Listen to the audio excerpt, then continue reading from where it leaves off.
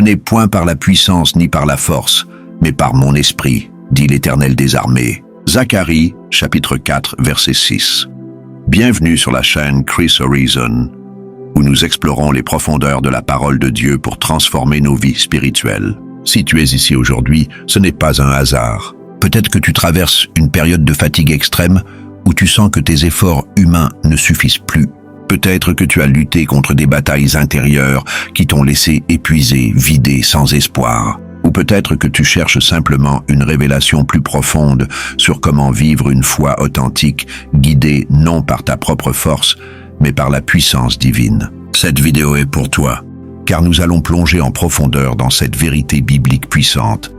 Laissez le Saint-Esprit mener tes combats. Nous ne nous contenterons pas d'une explication superficielle. Nous explorerons chaque aspect avec des exemples bibliques détaillés, des applications pratiques pour ta vie quotidienne, des témoignages inspirants, des moments de réflexion et même des prières guidées pour que tu puisses intégrer ces vérités dans ton cœur. Avant de commencer, si tu n'es pas encore abonné à Chris Horizon, fais-le maintenant. Clique sur le bouton d'abonnement et active la cloche pour ne rien manquer des messages qui pourraient changer ta perspective spirituelle. Aime cette vidéo si tu sens déjà que le Saint-Esprit te parle à travers ces mots et écris en commentaire. Je choisis de laisser le Saint-Esprit combattre pour moi. Cela proclamera ta foi et encouragera d'autres frères et sœurs en Christ. Commençons par le cœur de ce message. Zacharie 4:6. Ce verset n'est pas une simple phrase poétique. Il est un cri prophétique venu du ciel, adressé à un peuple découragé. Rappelons le contexte historique pour bien comprendre. Zacharie prophétisait à un moment où Israël revenait de l'exil babylonien. Le temple était en ruine. Les ressources étaient limitées et le peuple se sentait faible face à l'immensité de la tâche de reconstruction. Zorobabel, le gouverneur, portait un fardeau énorme. Il essayait de tout faire par la force humaine, par la puissance, les armées, les alliances politiques, et par la force, les efforts personnels, le travail acharné. Mais Dieu, à travers Zacharie, lui dit « Arrête. Ce n'est pas par tes moyens que cela se fera, mais par mon esprit. » Imagine la libération que cela a dû apporter. Au lieu de s'épuiser, Zorobabel a appris à dépendre de l'Esprit de Dieu. Et le temple a été reconstruit, non par des miracles spectaculaires immédiats, mais par une guidance divine progressive. Aujourd'hui, ce verset s'adresse à toi. Dans un monde où tout nous pousse à l'autosuffisance, les réseaux sociaux qui vantent la réussite personnelle, les livres de développement personnel qui promettent que tu peux tout faire seul, les pressions professionnelles qui exigent que tu sois invincible, Dieu te dit « Stop ».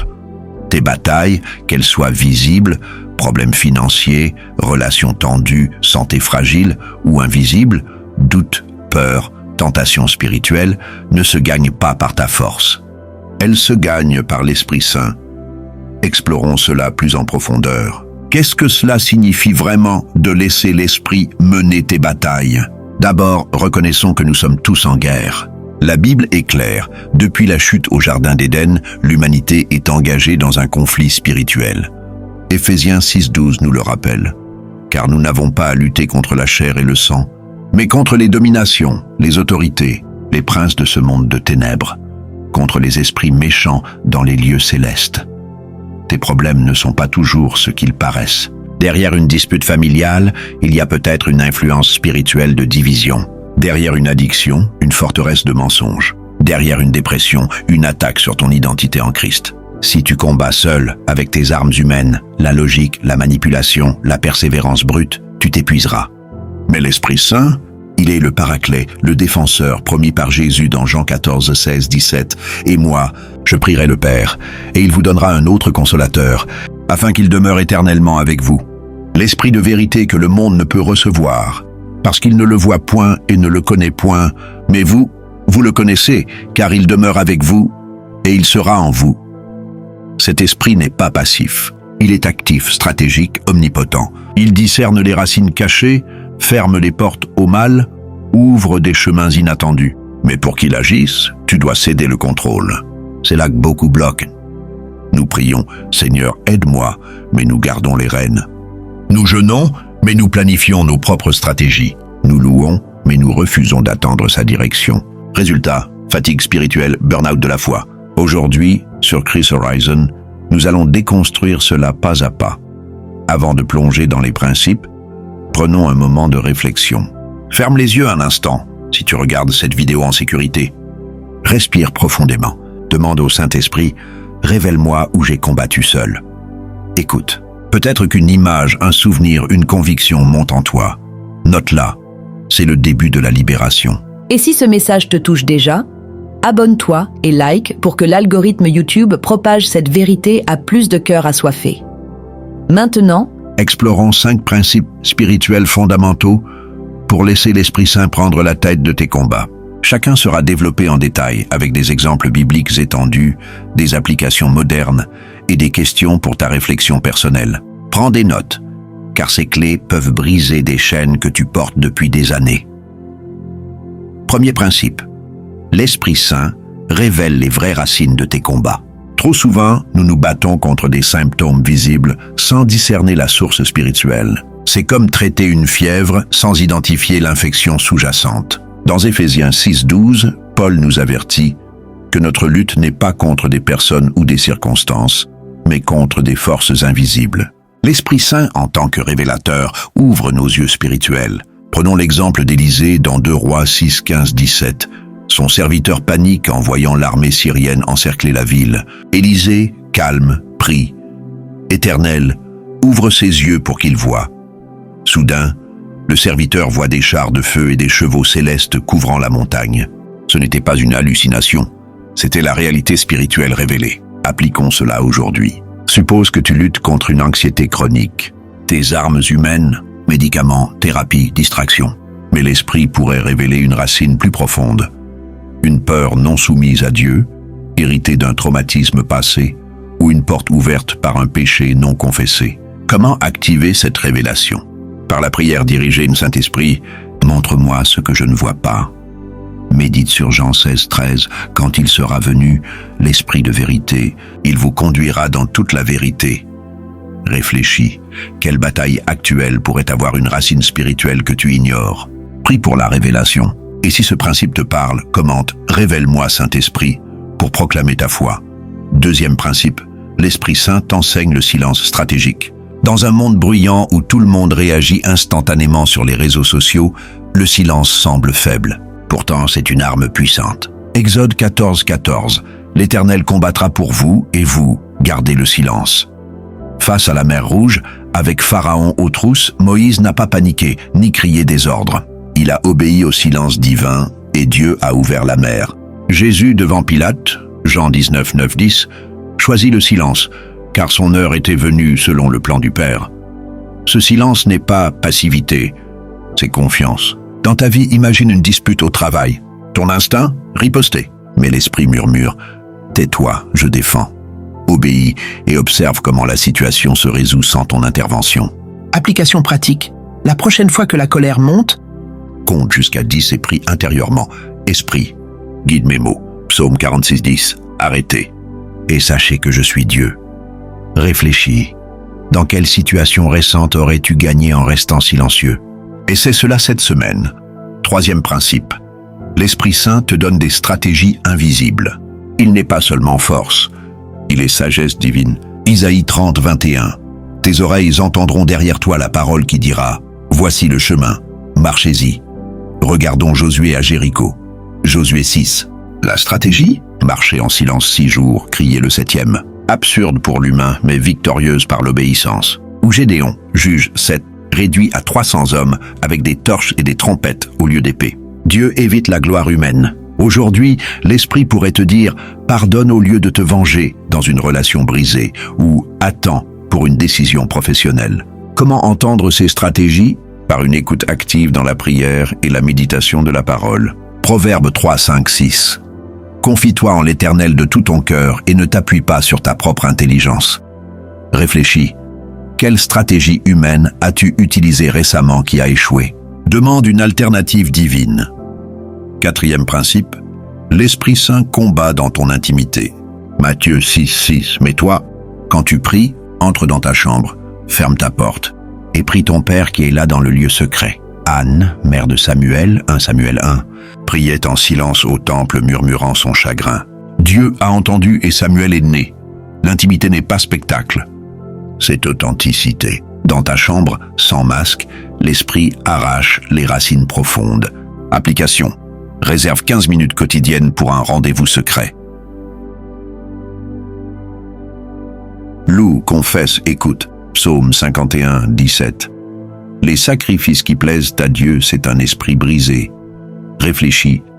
Ton intimité avec Dieu est-elle régulière ou sporadique? Commence aujourd'hui, 5e principe. L'Esprit Saint te fortifie au cœur de l'épreuve. Romains 8, 26. De même aussi l'Esprit nous vient en aide dans notre faiblesse. Paul et Silas en prison, acte 16, chantaient à minuit. Dieu a secoué les fondations.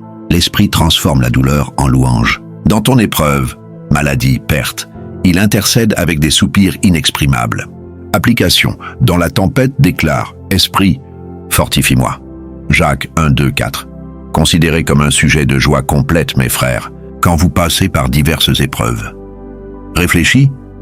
Quelle épreuve actuelle pourrait être une forge divine? Nous avons exploré ces 5 principes en détail. Prends une pause si besoin, respire, médite. Si tu sens une transformation commencer, abonne-toi à Chris Horizon, like et commente ta réflexion sur l'un de ces principes. Maintenant, allons plus loin avec 10 vérités oubliées sur le Saint-Esprit. Ces révélations, souvent négligées dans les enseignements modernes, peuvent libérer une puissance immense. Première vérité. Le Saint-Esprit est une personne divine, pas une force impersonnelle. 1 Corinthiens 12, 11. Un seul et même esprit opère toutes ces choses, les distribuant à chacun en particulier comme il veut. Il a une volonté. Des émotions, il peut être attristé, Éphésiens 4, 30. Traite-le comme un ami, parle-lui, écoute-le. Exemple, les disciples à Pentecôte, acte 2, ont reçu l'Esprit comme une présence vivante, pas une énergie.